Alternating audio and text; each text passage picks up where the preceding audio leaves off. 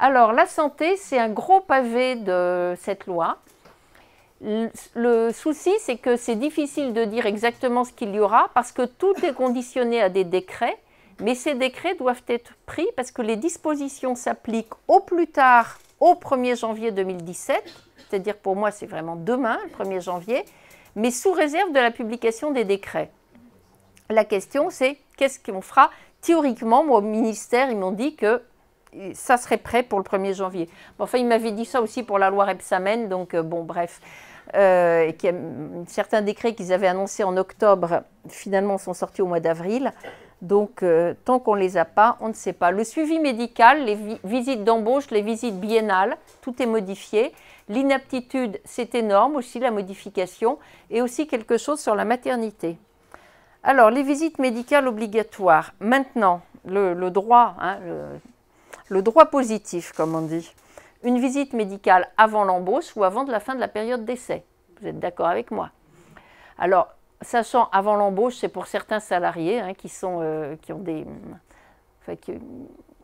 tenus d'avoir qui sont exposés à des risques graves. Voilà, je regarde mes slides, notamment travail de nuit, etc. Visite obligatoire avant l'embauche, sinon avant la fin de la période d'essai pour tout le monde, CDI, CDD. Pour décider, c'est une visite d'aptitude. On doit dire si le salarié est apte. Pour votre information, il y a eu un arrêt de la Chambre criminelle de la Cour de cassation en 2015, je crois, ou peut-être début 2016. Enfin, c'est très récent. Une entreprise qui faisait intervenir des salariés en CDD pour une journée de temps en temps. Il y avait 150 salariés. Ils ont été condamnés parce que, eh bien, il n'y avait pas eu de visite médicale d'embauche. Ils travaillaient une journée, d'accord, 150 € par salarié. Là, on peut se dire, il y a peut-être un truc qui cloche quand même, parce que c'est normal que tout le monde ait une visite médicale, mais peut-être que pour les salariés, on pourrait organiser quelque chose. Alors, il y a des dispositions dans le Code du travail, mais qui sont en pratique totalement impossibles à mettre en œuvre, tellement c'est juste pas possible. Donc, dans ce cas-là, on se rend compte qu'il y a quelque chose qui ne va pas. Qu'est-ce qu'on me dit plus tard? Au plus tard, au 1er janvier 2017, sous réserve de mes fameux décrets. Je n'ai plus de visite d'aptitude. J'ai une visite d'information et de prévention après l'embauche. D'accord? Un délai à fixer par décret.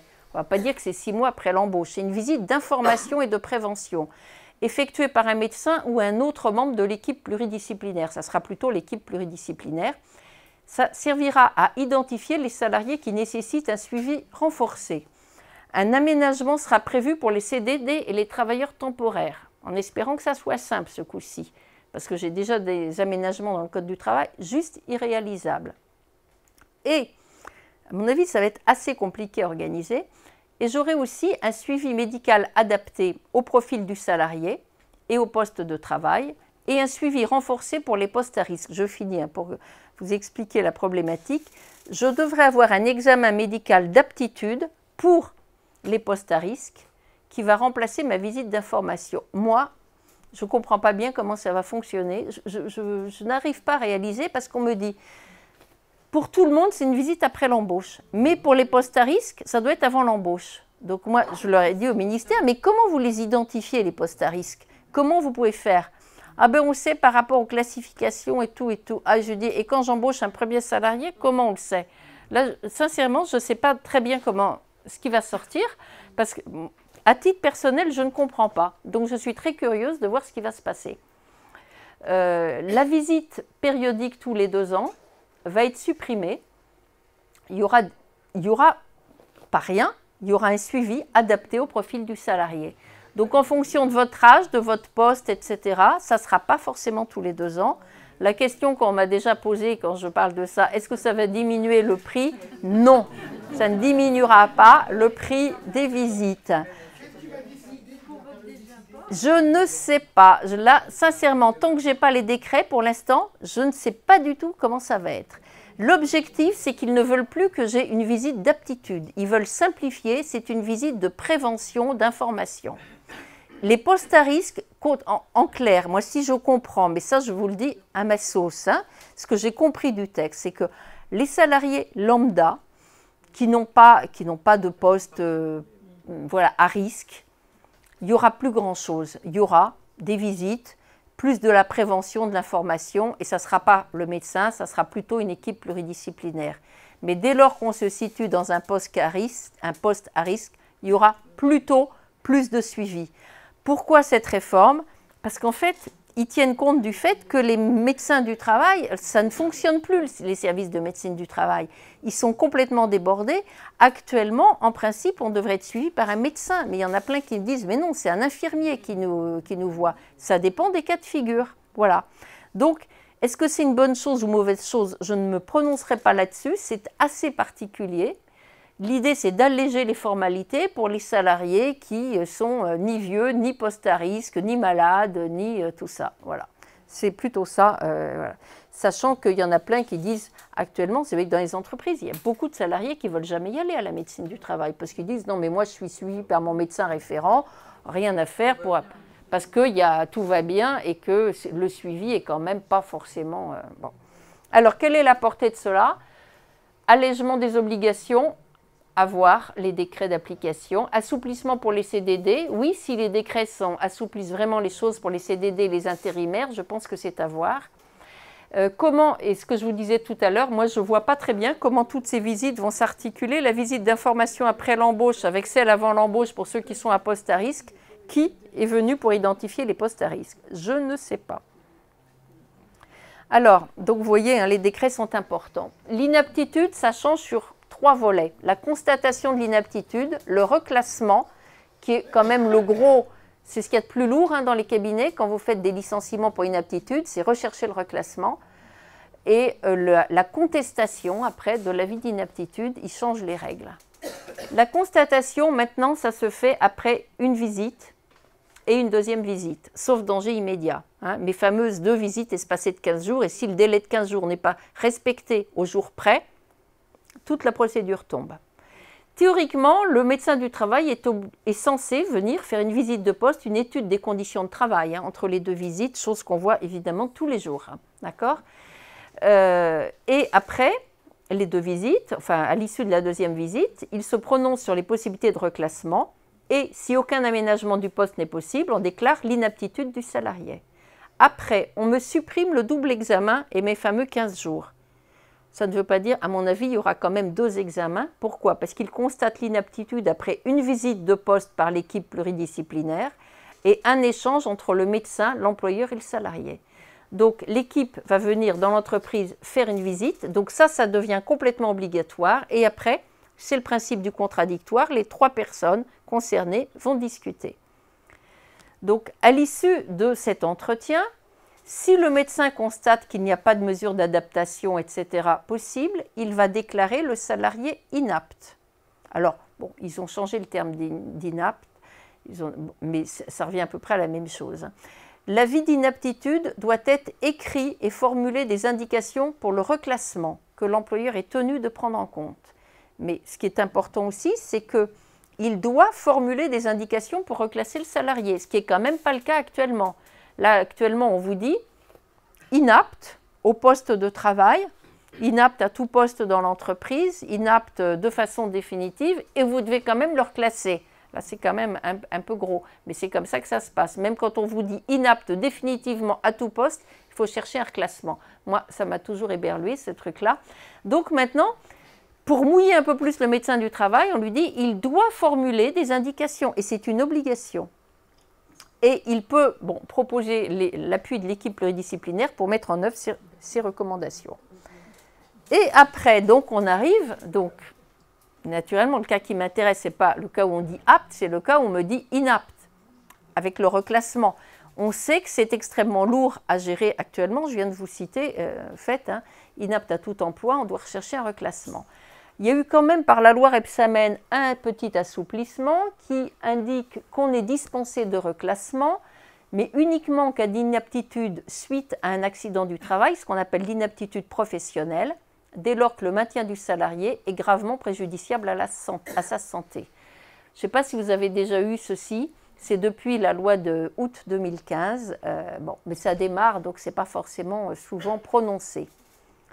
Et actuellement, quand vous avez une inaptitude professionnelle, donc suite à un AT, vous devez sur les possibilités de reclassement, consultez les délégués du personnel. Vous avez géré ça déjà? Quand c'est professionnel uniquement, il faut les consulter. Et je ne licencie qu'à défaut de reclassement. Ça change bigrement, mais évidemment qu'on attend le détail avec les décrets. J'ai toujours mon obligation de reclassement, c'est le principe, mais avec des exceptions. Si le salarié est inapte, donc je peux le licencier, soit parce que je ne peux pas le reclasser, ça c'est comme avant, soit parce que le médecin du travail a indiqué que le maintien du salarié dans l'entreprise est gravement préjudiciable à sa santé, ça c'est comme avant, mais avant c'était que pour les licenciements pour accident du travail, ou alors que son état de santé fait obstacle à tout reclassement.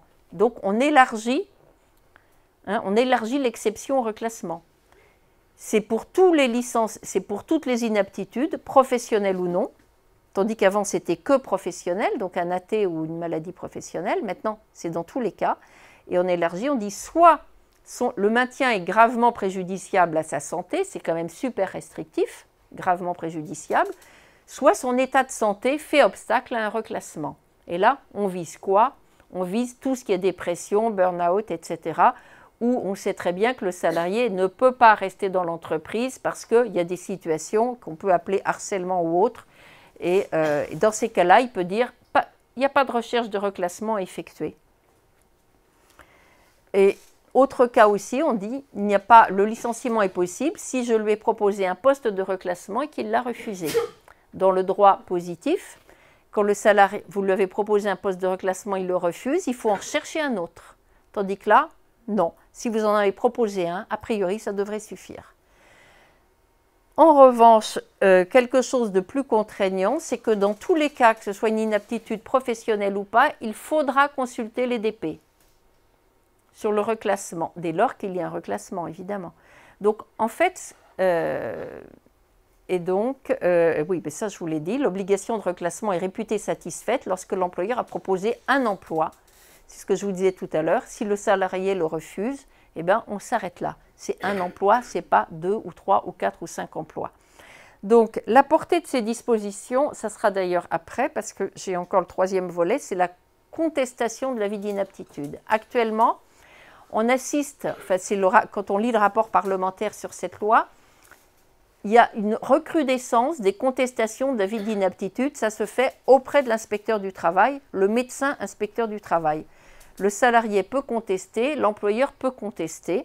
Et dans ces cas-là, si un salarié conteste en disant « j'ai un avis d'inaptitude », le salarié conteste et le médecin inspecteur du travail lui donne raison, eh bien ça veut dire que si l'employeur l'avait licencié pour inaptitude, en se fondant sur un avis d'inaptitude qui existait, mais que plus tard, avec le contentieux, l'avis d'inaptitude est tombé, eh bien le licenciement est sans motif. En fait, on pénalise l'employeur qui, au moment où il a prononcé son licenciement, il l'a fait dans les règles de l'art. Donc, ils ont voulu changer les règles pour apporter plus de sécurité. Et ils disent que si on veut exercer un recours, on va agir en référé au prud'homme. Le référé, c'est les procédures accélérées. Les prud'hommes, donc on va leur demander la désignation d'un médecin expert. On doit indiquer à l'autre qu'on agit.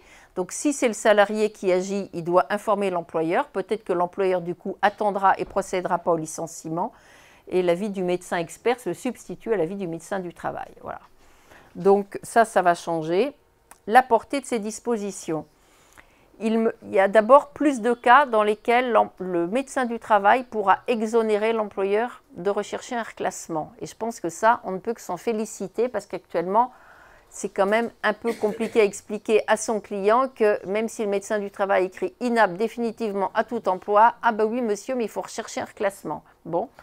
L'obligation de reclassement sera réputée satisfaite lorsqu'on a proposé un emploi, mais pas n'importe quel emploi, un emploi qui prend en considération les indications du médecin du travail, ce qui devrait limiter la portée de la jurisprudence. Dans tous les cas, il faudra soumettre pour avis la proposition de reclassement au délégué du personnel. Actuellement, c'est qu'en cas d'inaptitude professionnelle. D'accord? Bon, je vous passe le détail des sanctions qui ne sont pas les mêmes dans un cas ou dans un autre, selon que c'est professionnel ou pas, mais en tout cas, il faudra soumettre ça au DP. Donc, je ne sais pas si vous voyez, mais très souvent pour les dispositions, il y a des assouplissements pour l'employeur, mais aussi il y a quelques renforcements et quelques durcissements. Ça n'est pas complètement unilatéral. Protection contre le licenciement des femmes enceintes, ça c'est dans un sens favorable aux salariés, c'est pour tenir compte des textes européens d'ailleurs. Actuellement, aucun employeur ne peut rompre le contrat de travail d'une salariée lorsqu'elle est en état de grossesse médicalement constatée. Hein, c'est ce qu'on appelle la protection relative quand on est enceinte. Et après, c'est la protection absolue pendant la suspension du contrat. OK? Ça, c'est le principe de base. Et aussi pendant les 4 semaines qui suivent l'expiration de ces périodes.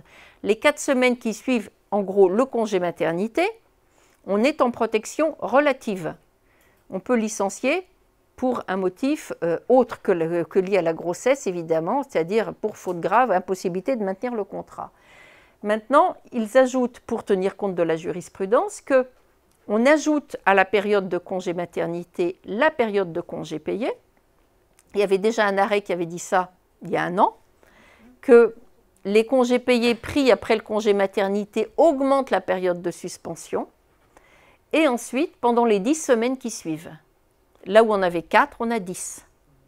Donc vous voyez ici, en fait, bon, le congé maternité s'arrête le 31 décembre. Donc avant, j'avais en gros jusque fin janvier en protection. La salariée prend ses congés jusque fin janvier et après, elle a 10 semaines. Donc ça change quand même la donne. S'il y a une période de maladie après le congé maternité, ça ne change rien. La maladie, elle fait la maladie, comme la période d'absence, là les 10 semaines et la maladie s'imputent l'une sur l'autre. Ça ne prolonge pas d'autant. Hein, je suis claire? D'accord? Mais ça déjà, on l'avait avec la jurisprudence ici. C'est-à-dire que maintenant, avec la jurisprudence, on savait que les congés payés reportaient la période de suspension, donc le point de départ des 4 semaines. Je prends des congés payés, c'est fréquent après le congé maternité qu'on prenne des congés payés. Les 4 semaines, on les décompte après les congés payés. Après, c'est posé la question, il y a encore un arrêt qui a été commenté dans les revues habituelles qu'on reçoit la semaine dernière. Donc, il y avait les congés payés, après il y avait de la maladie. Eh bien non, les 4 semaines démarrent après les congés payés et pas après l'arrêt maladie. La règle sera exactement la même, si ce n'est que c'est écrit que c'est les congés payés, mais nous on le savait parce que la jurisprudence, c'est 4 passe à 10. D'accord? Autre chose qui est mise dans le Code du travail, aucun employeur ne peut rompre le contrat de travail d'un salarié. Alors j'ai mis un, mais j'aurais pu mettre une aussi, mais alors là ça devient compliqué parce que ça c'est depuis le mariage pour tous, c'est le salarié en question, c'est soit le père de l'enfant, c'est le cas la plupart du temps, mais ça peut être aussi la femme de la mère. Donc, ouais, quand vous lisez ça, vous lisez à 2 fois quand même, mais c'est bien ça. Donc, et là c'est pareil, c'était pendant 4 semaines, et maintenant c'est pendant 10 semaines. Voilà. Il y a plein de dispositions comme ça dans la loi travail qui sont faites pour aligner les droits des pères et des mères. Je ne vous en ai pas parlé sur les congés. Les jeunes mères ont des congés en plus dans le Code du travail, c'est étendu aux jeunes pères, etc.